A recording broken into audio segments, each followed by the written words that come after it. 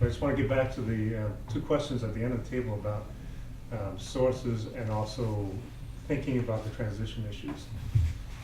And as an addendum to what Yukon was saying about the growth areas, in public policy in our field, we tend to look at motivations. So leadership motivation is, at the end of the day, a very personal one. And from our conversations with with the government officials, one of the largest motivating factors is the employment issue, or unemployment. As you think about how do you address unemployment, college graduates, lack of job opportunities, et cetera, there's a lot of ancillary choices that have to be made. Then where do we put the investment to increase employment opportunities? And to a person, they're all saying, private sector expansion, private enterprise expansion is the way that we have to go. Urbanization as well. So a lot of efficiencies, inefficiencies in the SOEs that they're trying to address by shifting to private enterprise development. And so we're seeing, just as a, just very quickly to recap, we're seeing a lot of that, and the data comes from not numbers. I mean, there's so many numbers floating around. It's just hard to contemplate and to bring it all together.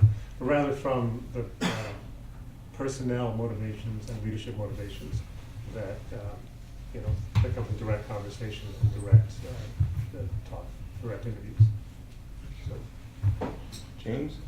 Yeah, just actually, in part, to follow up on what you said, there was this article that was in this morning's Wall Street Journal on Monday about the problem that not enough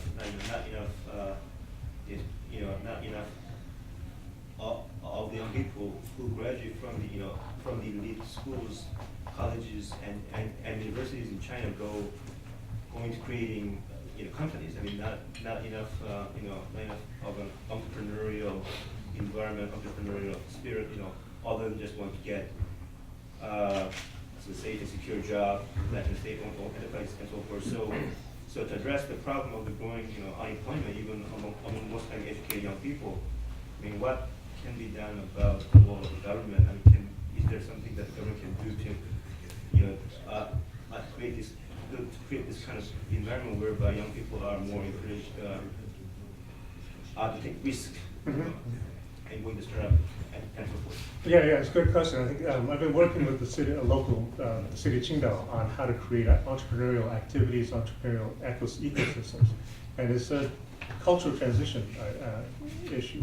It's not going to happen overnight, but the government is willing to support that with infrastructure and investment to help college grads think about how to take risks and be more entrepreneurial. But having said that, the incentive structure is not there yet, and the risk-taking mentality is still being developed. Dr. Chen and I was talking about the unemployment issue on the plane down, and one of the problems is that of unrealistic expectations.